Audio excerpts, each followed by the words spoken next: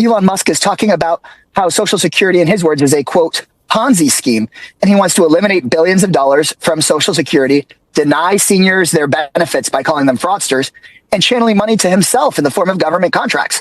So we need to be really clear with folks that what you're feeling right now is an unholy alliance between corporate greed and corrupt government. And the Democratic Party's message, their number one message, should be breaking that unholy alliance so that we have representative government again, and so that government can take care of the everyday person, not have an economy rigged for Elon Musk. Elon Musk has faced protests across the country, including in front of Social Security offices he's trying to close, USAID offices, the Department of Education, and even outside his Tesla dealerships. However, none of these protests have been as impactful as the one we witnessed tonight. At a town hall in Wisconsin, Musk was heckled, bullied, and confronted directly, particularly because he is attempting to influence the state Supreme Court race. This was the main reason the crowd was so vocal, making sure he heard their frustrations. Naturally, Elon had a meltdown in response, and we'll dive into that moment shortly. But first, let's hear from Ben Wickler, the chair of the Wisconsin Democratic Party, about why this race is so crucial. The clip is coming up next. Simone, thanks so much for having me on. This is the first big test of whether Elon Musk can buy any election he wants. And if we defeat him here, if Susan Crawford beats Brad Schimmel, it punctures this myth of invulnerability that Elon Musk's money can buy him. So we're watching the early vote very closely, and it is explosive. It looks like it's up for Democrats and for Republicans. It's up all over the state, almost 50% higher as of yesterday than the number of early votes at this point in 2023. But the question is, who are these voters? We think at this point, we have the edge going into actual election day, but it is a sprint to the finish because we've seen late surges on both sides before. So anyone watching who knows anyone in Wisconsin, urge them to bring every friend they can to the polls. It's go time. You know, I am really struck by the fact that the Wisconsin race specifically, a lot of the advertising we just played from the Wisconsin Democratic Party and other ads and even mailers that I've seen, they focus a lot on Elon Musk. And about a month ago, you know, strategists here in D.C., even people like myself would have said, I think people should be focusing more on Donald Trump or on the Republicans. They're letting the Republicans off easy. But you must see something or be hearing something from voters that says putting Elon Musk in the ads, in the framing is important. What are you seeing? Voters are infuriated by what Elon Musk is doing to the whole country. The attacks on Social Security, the attacks on cancer research, on veterans benefits. Every day, it's like another hammer falling. And here he wants to buy Wisconsin Supreme Court. He'll line his own pockets if he gets a guaranteed vote, and he'll subvert democracy. He'll erase one of the last checks and balances on his power and on Trump's power. So we're talking to voters about this all the time, and they're telling us they want to vote to beat Brad Schimmel and to defeat Elon Musk himself. I was with Susan Crawford tonight. She was giving a speech, and she said, when I was a little girl growing up in Chippewa Falls, Wisconsin, I never imagined I'd be up against the richest man in the world. But here we are. And the thing is, people can beat Musk. If you go to crawford4wi.com, crawfordforwisconsin.com, you can donate. Grassroots donations are powering a campaign that is actually, potentially going to beat out the combined forces of the world's biggest far-right donors and oligarchs in this country. So I'm energized. I'm not taking anything for granted. But here on the ground in Wisconsin, there is this kind of a backlash that the Republicans have built for themselves, and Musk is right at the forefront of it. His chainsaw has a double-edged, it's a double-edged chain, you might say. It cuts both ways, and Republicans need to wonder if they should stick with this guy. This race is an opportunity to show Elon Musk and really show the scared MAGA Republicans who are in his pocket that these elections cannot just be bought. Elon Musk has promised a massive primary challenge to any Republican who breaks with Donald Trump. Elon Musk is trying to intimidate government officials. Elon Musk is trying to intimidate or buy off voters. We have to reject that. And people in Wisconsin have that opportunity on April 1st on Tuesday. And not just that, it's a race that we need to win to hold Elon accountable. He's currently got a lawsuit there. And also to make sure that a MAGA state Supreme Court can allow Donald Trump to do whatever he wants and potentially give him the 2028 election. A lot of stakes here. Very important.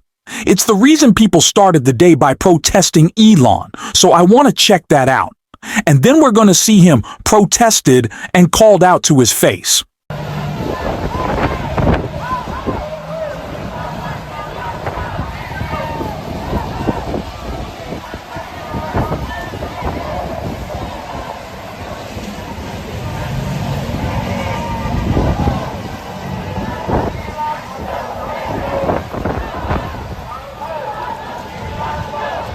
Elon wasn't happy with the protesters outside and ended up tweeting that they were paid to be there. Paid to be there, Elon. The only ones getting paid in Wisconsin tonight are the people you're offering million-dollar checks to, so they'll attend your rally, come to your town hall, and vote for Brad Schimmel. You're the one acting like a political player, not MAGA. It's actually Elon Musk who's trying to buy the election, and that's why he was confronted in this moment. The federal government, like shocking, really. It's insane. Yeah, it's really wild. So, I mean, it was inevitable that at least a few Soros operatives would be in the audience. Give my regards to George. Say hi to George for me.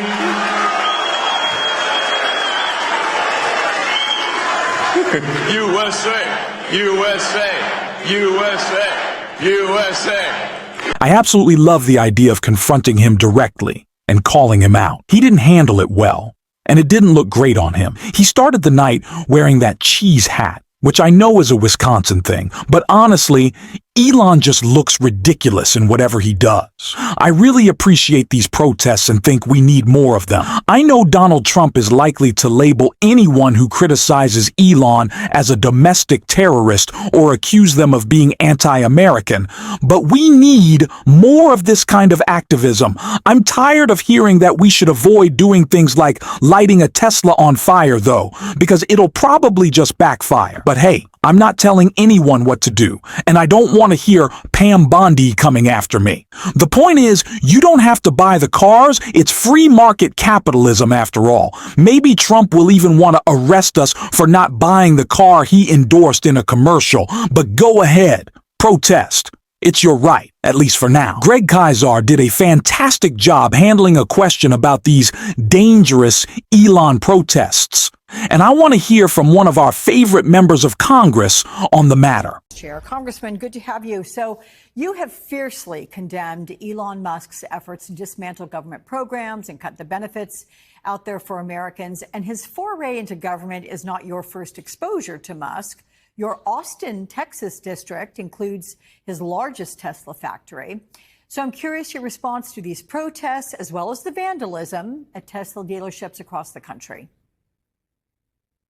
Well, look, we don't support vandalism, and there's no Democrats that support that kind of behavior. But what we do support is people expressing their First Amendment rights. And we all are deeply concerned. The richest man on earth is firing veterans, taking their salaries and trying to hand it out in the form of tax breaks to his billionaire buddies. Elon Musk is talking about how Social Security, in his words, is a, quote, Ponzi scheme, and he wants to eliminate billions of dollars from Social Security, deny seniors their benefits by calling them fraudsters, and channeling money to himself in the form of government contracts. So we need to be really clear with folks that what you're feeling right now is an unholy alliance between corporate greed and corrupt government. And the Democratic Party's message, their number one message, should be breaking that unholy alliance so that we have representative government again, and so that government can take care of the everyday person, not have an economy rigged for Elon Musk. I'm curious because I understand you just wrapped up a town hall in a very red district in your state. And last week you had 20,000 people show up for your Arizona rally with Senator Bernie Sanders and Congresswoman Alexandria Ocasio-Cortez on their Fighting Oligarchy tour. That rally's message: the government has been taken hostage by billionaires, and the only way to take it back is by unifying the working class. What concerns did you hear from voters today, and did your populist message resonate with them? Yeah, folks, you may see him in the back of a car just leaving a town hall in Dripping Springs, Texas, in Congressman Chip Roy's district. So I was invited. Congressman Chip Roy was invited. Dripping Springs is population about 8,500 people, and hundreds and hundreds and hundreds of people showed up. Democrats, independents, conservatives alike. They filled up the parking lot. I could not believe this. I mean, we're here where they show livestock. It's a livestock show hall, and we packed the hall, standing room only. And whether you're a Democrat, Republican, or independent, working people cannot support somebody buying politicians, making it so that those politicians don't even come to town hall to answer questions, and basically stealing people's Social Security, their Medicare and Medicaid in order to give it out in tax breaks to billionaires. So I think if we stick to that message and channel this energy we're seeing at rallies and town halls all across the country, we can actually stop some of this madness, not have to wait until next election year, but actually stop some of this madness now by turning up the pressure on Republicans and just getting 3 Republicans to stop these votes for destroying Social Security, Medicare, Medicaid, and veterans' jobs. Congressman, was I seeing the right thing there? Was that a cutout of Congressman Chip Roy at the table in his absence, I presume? That's right. You know, I showed up, I was invited. I didn't know if Chip would be there or not. And I was about to take a seat there at the table, and there was a cardboard cutout of him. And look, I know Congressman Roy, and we talk pretty frequently. And I am just so appalled by the fact that over 80% of Republican voters are against slashing Medicaid in order to pay for billionaire tax cuts. But Congressman Roy and 100% of House Republicans are voting against the vast majority of their constituents. I saw on the segment right before mine that we're talking about arrests of students because they write op-eds or have a political opinion. You know, we should be First Amendment supporters. And I wish that Congressman Roy would stand up for the First Amendment. And I believe that Democrats and progressives should stand up for the First Amendment and the Fourth Amendment, regardless of whether somebody has a left-wing view or a right-wing view. We shouldn't be having people arrested by the government for their political views. These are the kinds of messages that resonate in Dripping Springs, Texas, with Congressman Roy's own voters. So I'm the chairman of the Progressive Caucus. I might have some disagreements on this social issue or that one with some of the hundreds of people here at the Livestock Show Hall. But at the core of our message is getting rid of corruption in government and getting rid of corruption in the economy. And I think we can all agree on that. Can I just ask how people reacted to you? Did they appreciate you being there and answering your questions? I do have another question to get to, so just real quickly on that one. Yeah, real quick. I mean, House Speaker Mike Johnson told Republicans to not host town halls. I mean, it's crazy. So Republicans aren't showing up. As the Progressive Caucus, we're launching the Democrats Show Up campaign, and people appreciate it. Just us showing up. Our title isn't congressman. It's actually representative, and we need to get back to a representative form of government. Good point. Part of DOGE efforts include in the intended cuts at NPR and PBS. And then to that end, the Oversight Committee held that hearing with heads of those media outlets. Here are some questions that you raised. Take a listen. Mr. Gonzalez, you wrote the proposal to defund NPR, PBS, and public broadcasting for Project 2025. Can you answer a few questions for me?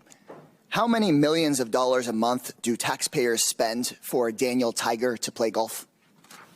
I have no idea. The answer is none. Okay. To your knowledge, has Miss Piggy ever been caught trying to funnel billions of dollars in government contracts to herself and to her companies? That's a silly question. Well, the answer is no. Tell us a little bit about whom you were grilling there and what might DOGE cuts do to programs like Sesame Street. The author of the Project 2025 plans to defund NPR and PBS didn't want to talk about the fact that Donald Trump is the one that spent $10 million of taxpayer money to play golf at the beginning of his administration. That Elon Musk, not Miss Piggy, has been caught funneling billions of dollars in government contracts to himself. So if we want to talk about government efficiency, we shouldn't be talking about Big Bird. We should be taking a look at Big Pharma and Big Tech. The Republican members of Congress want to pick a scapegoat. It's Elmo or it's immigrants because they don't want us paying attention to their big corporate donors. Okay. Texas Representative Greg Casar, come see me again. Thank you so much, and especially right after Thank you that, very Tim. much. Continue to protest. Have your voice heard. It is our right. Elon cannot force us to buy his terrible cars.